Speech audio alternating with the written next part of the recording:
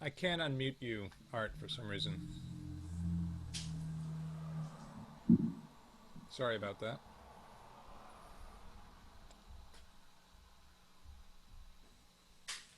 Why is it? There you go.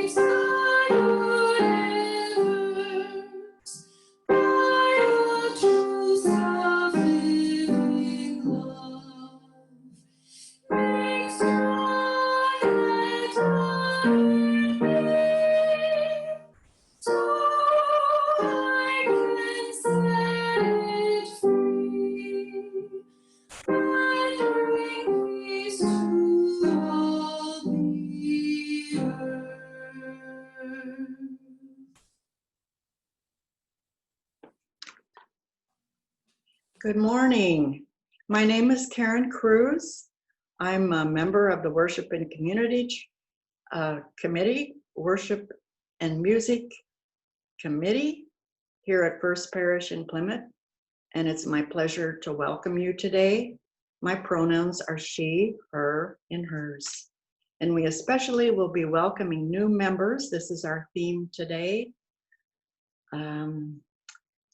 There will be a ceremony to welcome new members, and the message is titled, "What do you say after you say, I'm a Unitarian Universalist?" The first half of our service is being recorded and will be available later in the week on YouTube and our website. The portion after the benediction is not recorded. That's when we gather in community to share candles of joys or concerns in a time of prayer and meditation. Those of you watching on Zoom are welcome to stay after that to break out into small groups for stimulating conversation in our virtual coffee hour. Whoever you are, whomever you love, whatever you believe, wherever you are on your spiritual journey, come walk with us this hour. Our worship service will now begin with the call to worship, which is a quote from Reverend John Robinson, the founding minister of the separatist colony who settled in Plymouth, Massachusetts. Reverend Robinson said, "The Lord hath more truth and light yet to break forth out of his holy word." And now I invite you to sing along with me and Sandy, our hymn number 360, "Here We Have Gathered."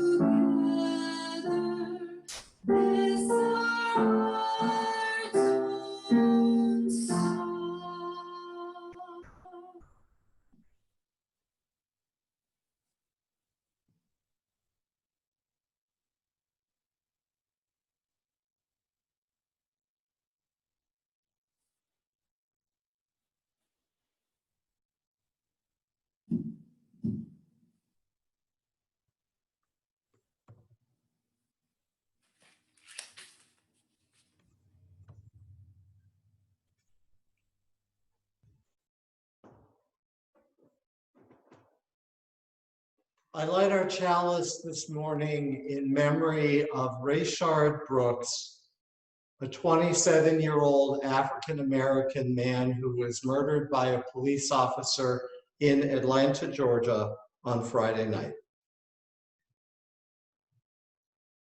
Please join me in reciting the words on your screen. Love is the spirit of this church, and service is its law. This is our great covenant, to dwell together in peace, to seek the truth in freedom, to speak the truth in love, and to help one another.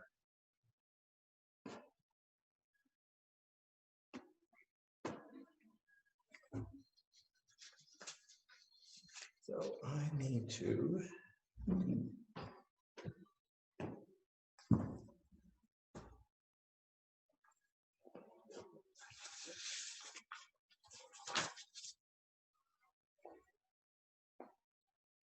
So we are going to welcome new members to First Parish in Plymouth, and we are delighted to have figured out a way to do this on Zoom. We're going to see if this works. And so, Paul, if you could put the first piece of this on screen, thank you. We gather this morning to welcome those who wish to make First Parish in Plymouth their spiritual home. Those becoming members today have been attending services and programs, have learned about the history, theology, and governance of this church and Unitarian Universalism, and have given some thoughtful consideration to their involvement here. And Jan Blanchard, who chairs the membership committee, will read the next part. As you sign the membership book, you claim a proud heritage of religious and spiritual freedom. You commit not only to your own spiritual growth, but also to affirm the spiritual growth of others who share this path. We are a church community that is bound by our covenant with each other. We are a church community that is bound by our covenant with each other rather than by any expectation of belief. By this action today, you freely join your lives with ours, promising your time, your talents, and your treasure to this church and to the Unitarian Universalist faith that we love. Welcome. And the folks who will be joining the church today are Alana Nicole Derry, Rachel Breen, Marcus Jamal Williams, Abigail Batome, Nicolette Chasse, Michelle Levangie. So we begin, and we are having people authorize me to sign the book in their stead, since we can't be gathered in person. Alana?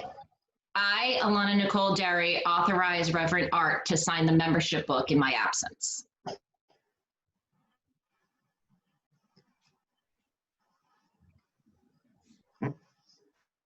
I, Rachel Breen, authorize Reverend Art to sign the membership book in my absence. I, Marcus Jamal Williams, authorize Reverend Art to sign the membership book in my absence. I, Abigail Batome, authorize Reverend Art to sign the membership book in my absence. I, Nicolette Chasse, authorize Reverend Art to sign the membership book in my absence. I, Michelle Levangie, authorize Reverend Art to sign the membership book in my absence.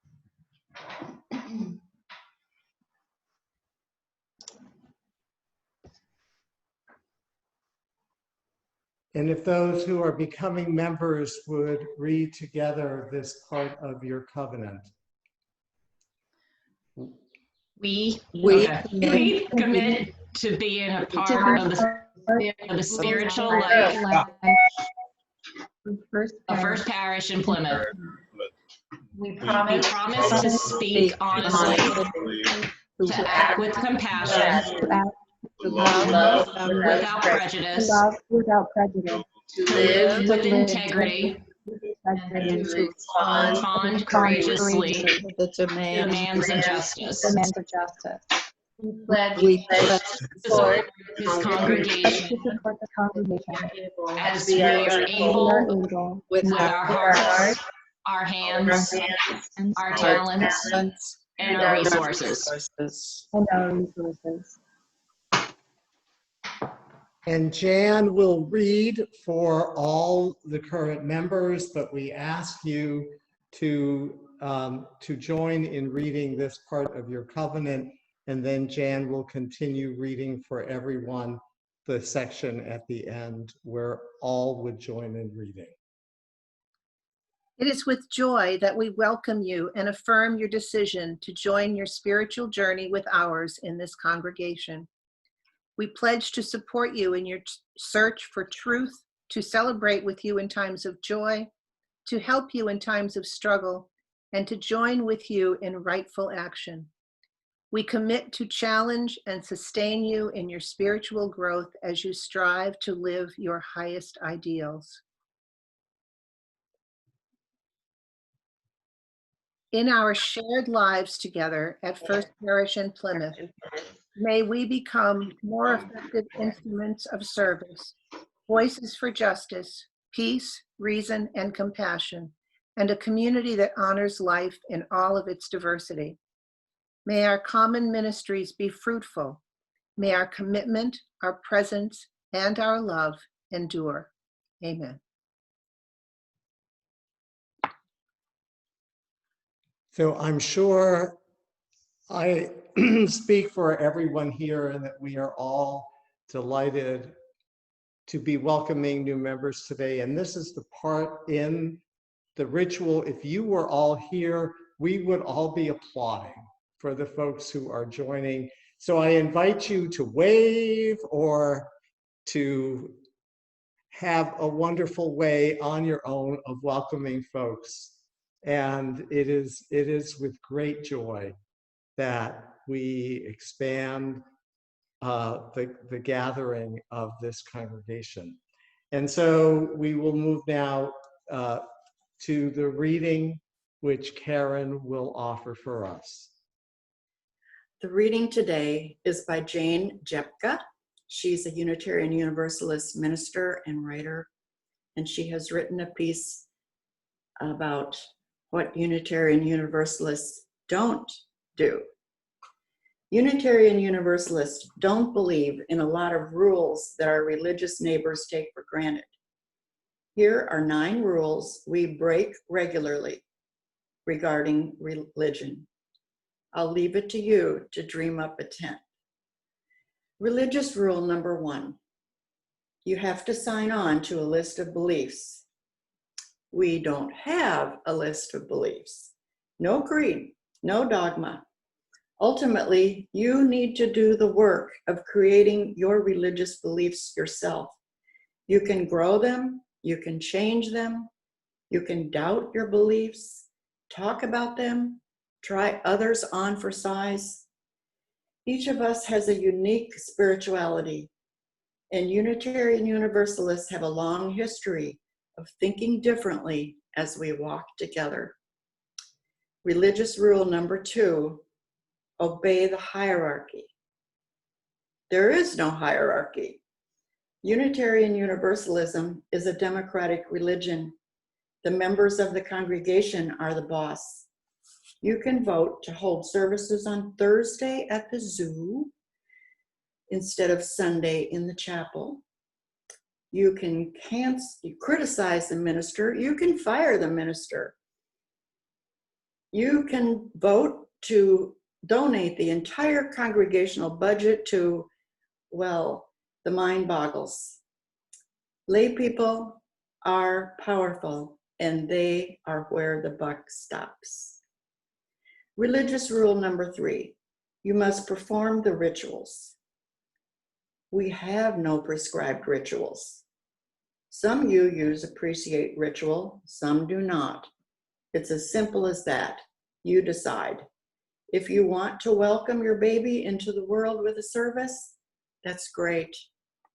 If you always take a moment for gratitude before eating, or you begin each day with music or poetry or tea and the Times, you may feel the better for it. If a regular practice enlivens you and urges you toward the good, you have found your ritual. Religious rule number 4. You have to believe in God to be religious. We all know people who think that a person cannot be religious, or even behave without believing in a God or gods. Unitarian Universalists are free to live their experience of both heart and mind, welcoming the atheists, the humanists, the agnostics, and those beyond categorizing among us, as well as those who find meaning in a personal or impersonal God or gods. Religious rule number 5. Your religious beliefs should be based on faith. Our religious beliefs are based on reason and experience. Faith is optional. If you're inclined toward the empirical and experiential, Unitarian Universalism will work fine for you. If faith provides you with a spiritual strategy and it doesn't contradict what we know to be true, then faith is yours. There is room for all. Religious rule number 6. Some objects, spaces, and events are inherently sacred. We hold that nothing or everything is inherently sacred. Surely we feel grateful, respectful, appreciative, even awed at times, but we aren't accustomed by history or tradition to set spaces, objects, or events apart from our ordinary lives. We prefer to have them close at hand. Religious rule number 7. Heresy is bad. Throughout our history, we have often identified with theological heresies. Are human beings depraved at birth? No. Are events predetermined? Unitarian Universalists say no. Do people go to hell? No. Is Jesus God? Again, no. Are scriptures infallible? We say no. Religious rule number 8. Religion is not fun.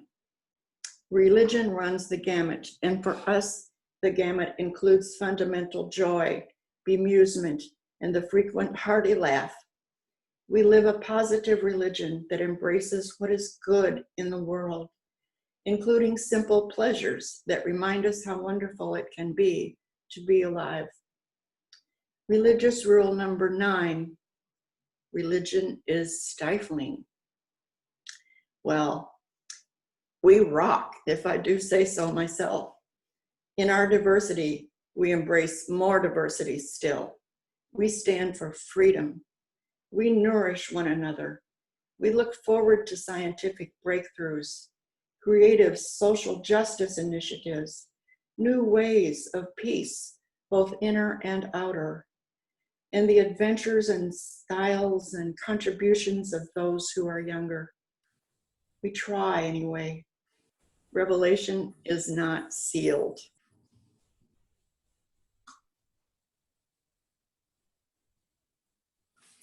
Good morning and welcome to our new members. We chose this piece for the text with our new members in mind, so welcome.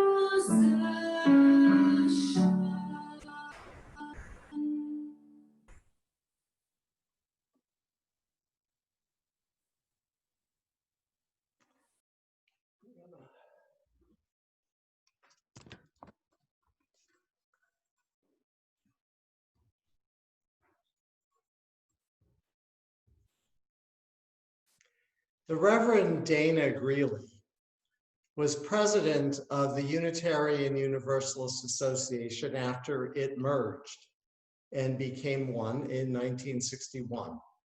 In 1963, he was invited to be an observer at the Second Vatican Council in Rome.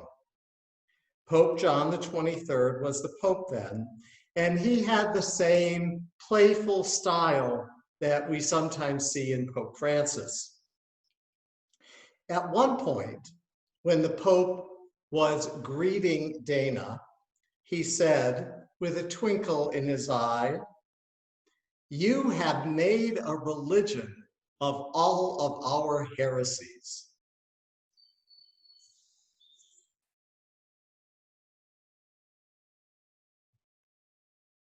As highlighted in our reading this morning, the Pope was right. Over the last couple of centuries, Unitarian Universalists have shattered the dogmas and sacred cows of many religions, especially Christianity. But it's important to remember that we don't do this on a whim. We come to our conclusions through study and reason and deep reflection. Our pursuit of knowledge and truth has been both an intellectual and a deeply personal endeavor for each of us. But you know, it can put us in a bit of a quandary. It's often hard to describe what Unitarian Universalism is and what we believe in a positive framework. It's much easier to say what we are not, as in our reading, well, we don't believe this, and we don't practice this, and we don't do that. And I wonder how many of us avoid telling other people that we are Unitarian Universalist because we want to avoid this kind of maybe uncomfortable conversation. How do we talk about this church, our faith tradition, in ways that show the meaning it has given to our lives? Our main problem that gets us in trouble is that many questions that are asked about UUs are questions about our beliefs, assuming that there is a core set of creedal statements that we are expected to sign on to. But think about it. Most people don't become part of a religious institution, at least at first, solely because of that church's or synagogues or temples or mosques' beliefs. Sure, beliefs are part of it, but people most often stay with a religious group for other reasons, like a welcoming sense of community, the worship service, music and sermons, the rituals, the educational and social programs offered for children, youth, and adults, the justice work that the religious institution is engaged in.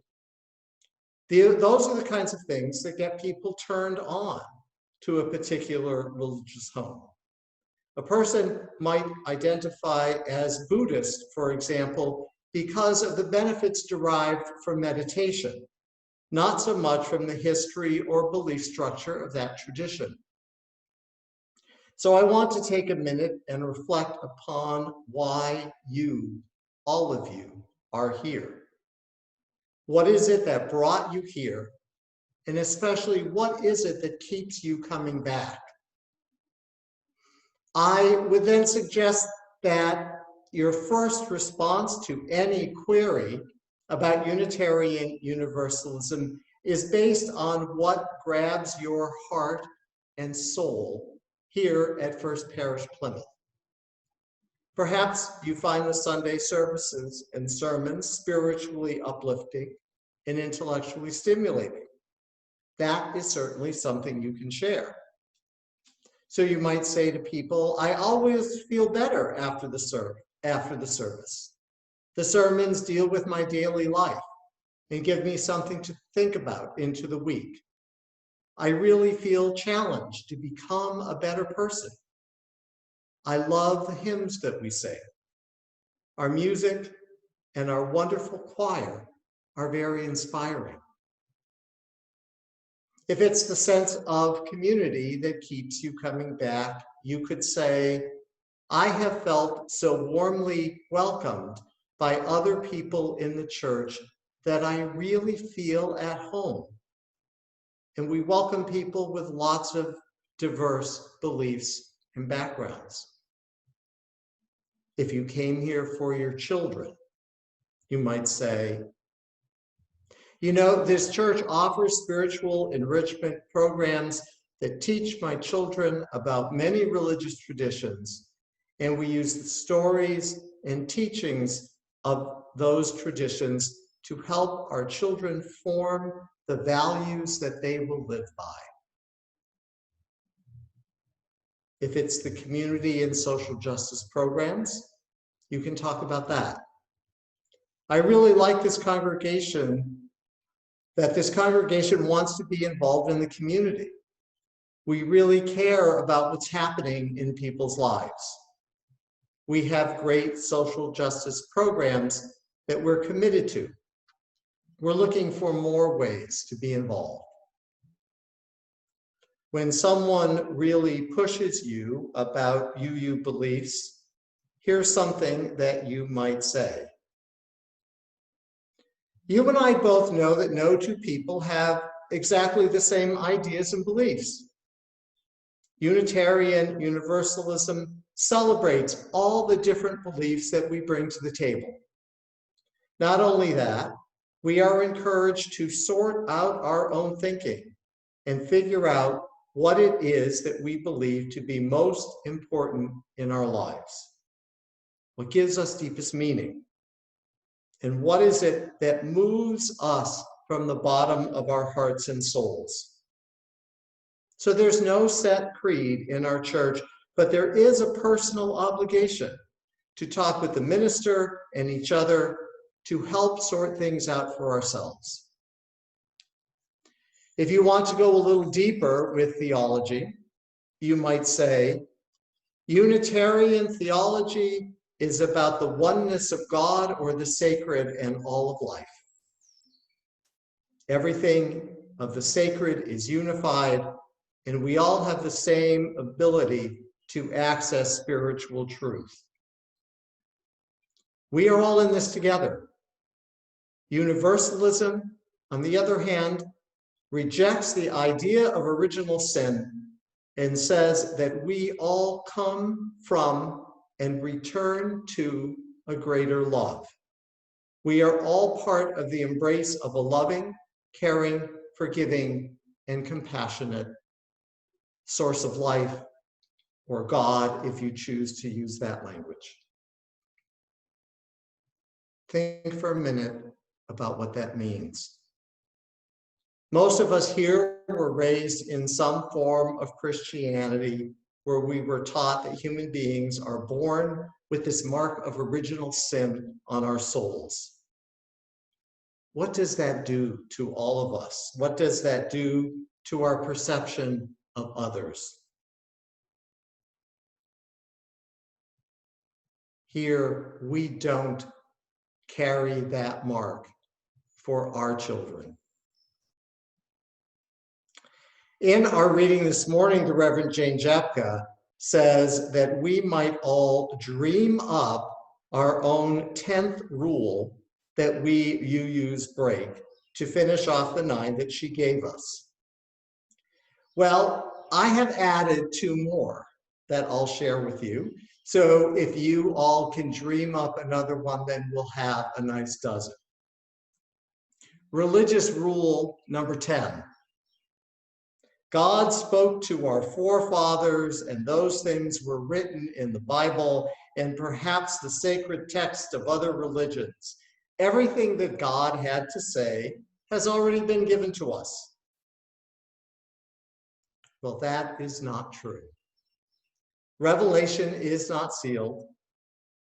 God or the universe or the greater love or the spirit of life continually speaks to us, to each of us, not just to religious leaders. Each of us carries a piece of that spark of life.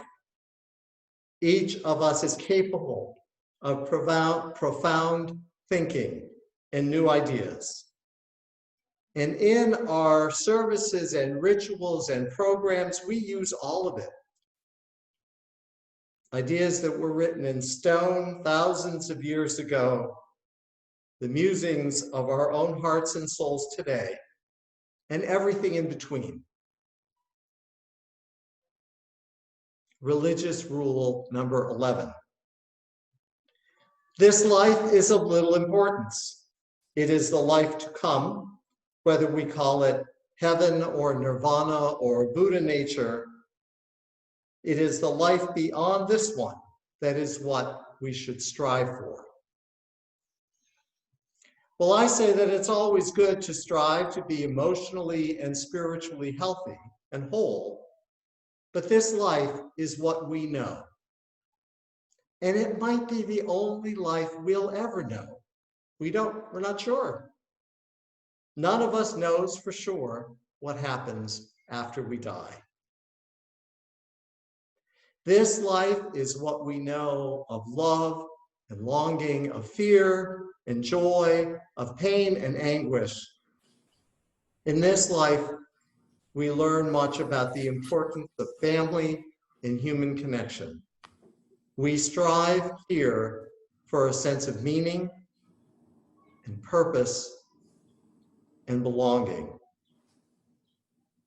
And we, at least most of us, will cling to this life until our very last breath, no matter how hard or how painful it is.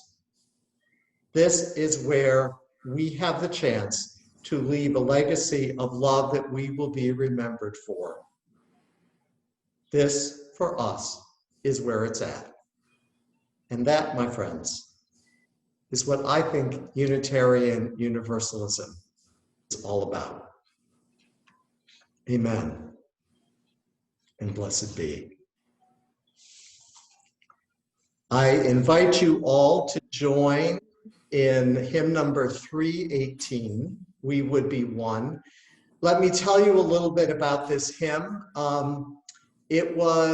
You'll recognize the tune. It's the same tune as the Finlandia.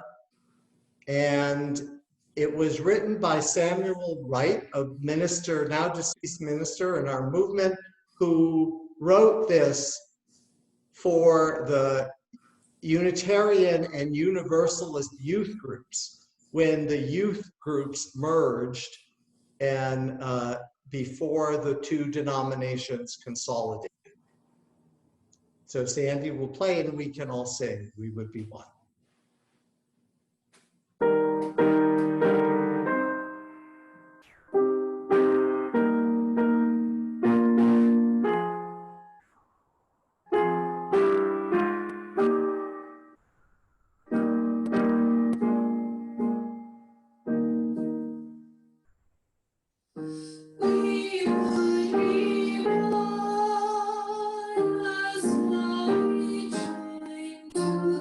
Together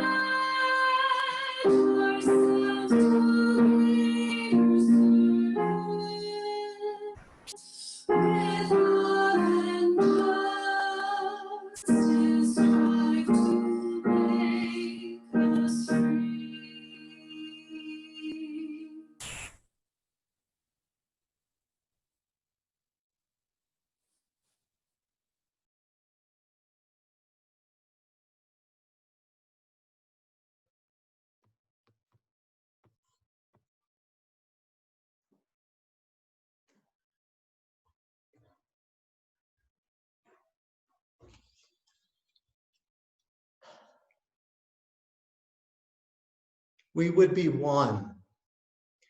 We are such a wonderful example of how different perspectives and points of view and backgrounds and races and cultures and genders and sexual orientations and identities can all be, the people from all of these different backgrounds can come together and create a religious tradition and live a religious tradition that is based on the respect for each other and the striving together to build deepest meaning, to live our deepest beliefs and ideals.